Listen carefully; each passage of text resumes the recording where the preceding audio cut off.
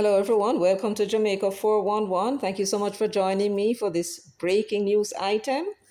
As many of you may know, yesterday morning, that would be June 10, 2025, the Integrity Commission had submitted to Parliament for tabling 3 investigation reports, which were duly tabled in the Parliament. And this afternoon, the reports were uploaded to the website of the Integrity Commission.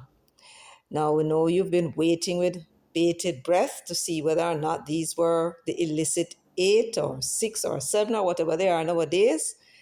But fortunately or unfortunately, not sure which one, they were not the anticipated MPs whom we were told by the Integrity Commission a couple of years now were on the investigation for illicit enrichment or making false statements in their statutory declarations. So, who are these 3 individuals that were being investigated? What were they being investigated for? And what were the indicative rulings regarding their cases? But before we get into it, may I ask you all a favor? Can you go ahead, please, and give the video a thumbs up from now on, please? Give the video a thumbs up, share the video, and also subscribe if you have not yet done so, and feel free to leave your comments in the comments section. And I want to say thank you very much for doing so. So who are these individuals? 3 councillors of the St. Catherine Municipal Corporation, 2 members of the People's National Party, and 1 Jamaica Labour Party councillor. The councillor on the left is Mr. Vanrick Preddy, PNP councillor and a riser, and he is a councillor for the Hellshire Division in Fitzjackson's constituency of South St. Catherine.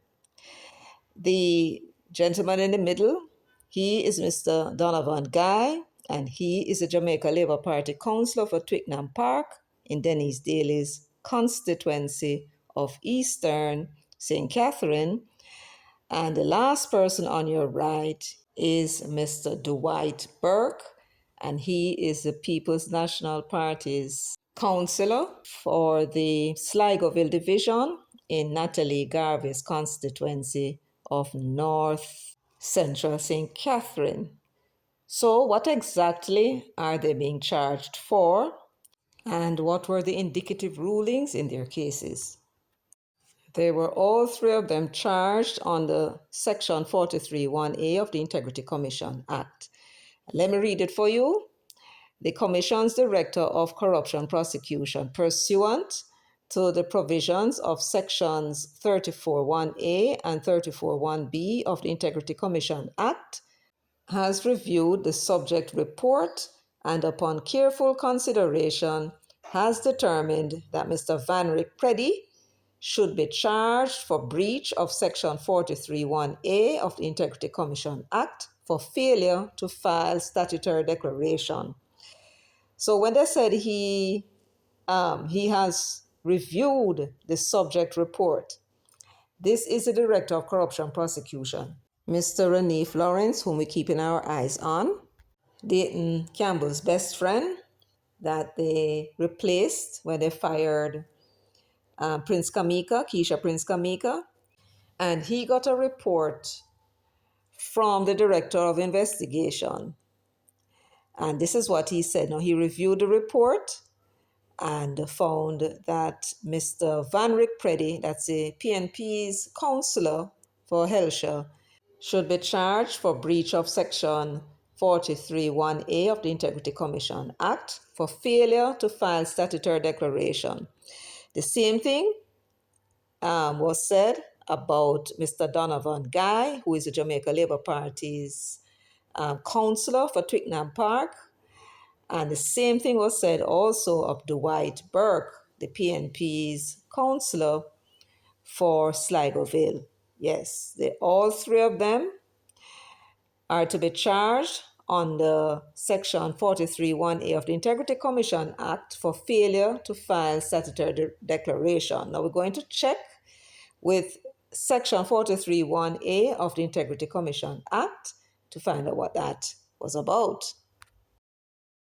So let's find out together just how much trouble these gentlemen are in. It says at the Integrity Commission Act 2017, Section 43(1)(a) is what I'm about to read. It says, a person who fails without reasonable cause to submit a statutory declaration which he is required to submit in accordance with the provisions of this part, go to the bottom, commits an offense and is liable on summary conviction in a parish court to a fine not exceeding $500,000 or to a term of imprisonment not exceeding 6 months, and the court may make an order mandating the person to comply with the requirement in respect of which the offense was committed.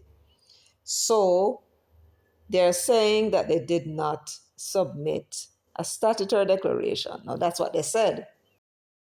So let's see now what the procedure is. The Director of Information and Complaints, that's Craig Beresford, he's the one who would receive the statutory declarations and examine them. And if they're in order, send them on to the commissioners to be certified. If not, and something is amiss and needs investigation, he would recommend that further investigation is required. So he would send it on to the commissioners, who would then forward it now on a referral to the investigator. And this would have been the process that was followed. It says here at 3, the Director of Information and Complaints may, with the approval of the Director of Corruption Prosecution, that is Ronif Lawrence, serve upon a person referred to in subsection 1A, the 3 men, failure without reasonable cause to submit a statutory declaration, or subsection 1B, failure without reasonable cause to provide information, who appears to the Director of Corruption Prosecution to have committed an offense under that subsection, and notice in writing in the prescribed form offering that person the opportunity to discharge any liability to conviction of that offense by payment of a fixed penalty in the amount of $250,000 and by submitting the statutory declaration or required information to the Director of Information and Complaints. So this is basically saying, yes, they committed an offense by not submitting the statutory declaration, but you're giving them a chance to discharge the liability to pay the $500,000 if they would submit the information, in which case they would only pay $250,000 and they wouldn't have to go to court. This is my understanding. But in the case of these 3 councillors, what exactly was the investigation report about? It says on the website, it says investigation report into concerns that Mr. Van Rick Preddy, a councillor employed to the St. Catherine Municipal Corporation, failed to file his statutory declarations with the Commission for the years 2019, 2021, and 2022. No, but that bad. Now, it sounds bad. Yes, I agree. But we're not quite sure what they mean by, say, failure to file, because we have seen cases where they have charged persons for failure to file when indeed they had filed, but they filed the declarations late. So the men will have to come out and explain, because they did not provide any information as to how they arrive at the charge. They just simply said they're going to charge him under the Act for failure to submit the declarations. And in Preddy's case, they're saying that he failed to file his statutory declaration. So he never filed none at all for 2019. He evidently filed for 2020 and no doubt perhaps filed for 2023. But for these particular 3 years, he didn't file. That's what they're saying here. But Preddy would have to come out and give us some explanation if he chooses to. And I think it will be in his best interest, because this, whenever you're charged by the Integrity Commission, what you're being charged for is corruption. So my advice to them is to come and give an explanation and tell us what happened and make we hear.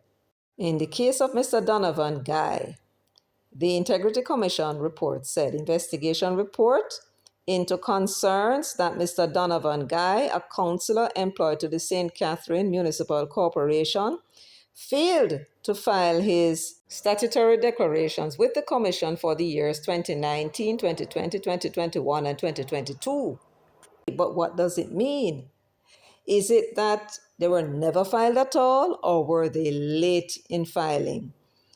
Remember, Mr. Guy, whenever you're charged by the Integrity Commission, it is a corruption charge. So please come out and explain to all of us what is going on. Is it that you file, but you file late in all these instances?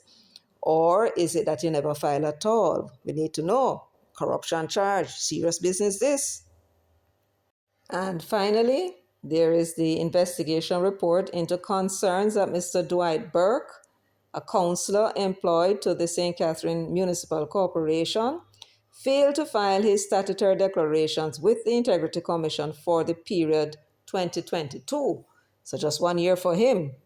Again, as far as we understand it, whenever the Integrity Commission charge you for anything, it's a corruption charge. And so we would like to suggest that Mr. Burke come and tell us what happened with his. Was it that he filed late, or was it that he did not file at all?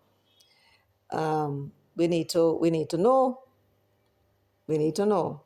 Otherwise, you guys will have to pack it up and go. Not filing a statutory declaration, if that is what you did, is not good. Not good at all. So as it stands, we don't know what went down. The Integrity Commission did not provide any information other than to say that they will be charged under Section 43(1)(a) of the Integrity Commission Act. But that, of course, is the big news. You can let out your ear now. Let out the ear, please. Yes, you can let out your ear. And I know you were all very worried and anticipating and nervous and everything you can think of.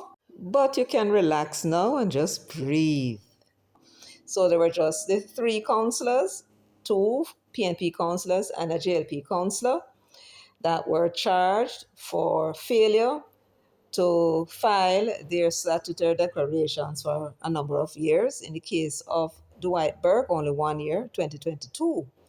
So that is the big news of today. Remember, everyone, to share, like, and subscribe, and feel free to leave your comments in the comments section.